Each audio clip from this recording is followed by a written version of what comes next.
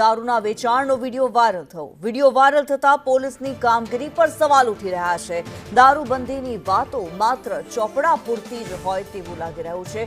પૂર્વ MLA Lalit વસોયાએ police પર સવાલ ઉઠાવ્યા। પોલીસની ઢીલી નીતિથી બુટલેગરો બેફામ બન્યા। દેશી દારૂના વેચાણ વિરુદ્ધ પોલીસ કડક કાર્યવાહી કરે તેવી માંગ કરવામાં આવી છે। દેશી દારૂનું વેચાણ બંધ કરાવવા પોલીસ ઝુંબેશ કરે તેવી માંગ કરવામાં આવી। કે ધોરાજી ઉપલેટા ગ્રામ્ય વિસ્તારોની અંદર દેશી દારૂનો ખુલ્લેઆમ વેચાણ થઈ રહ્યું છે। સમગ્ર વિસ્તારની પ્રજા જાણે છે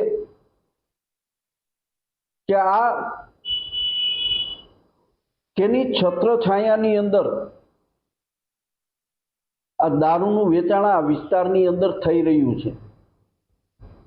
હમણાં ધારાસભ્યશ્રીની વિરુદ્ધમાં પણ એક પત્રિકા વાયરલ થઈ અને એમાં પણ દેશી દારૂના વેચાણના ઉલ્લેખો કરવામાં આવ્યા। ત્યારે શા માટે પોલીસ તંત્ર આવા દેશી દારૂ વેચતા લોકો ઉપર કડક કાર્યવાહી કરતા નથી?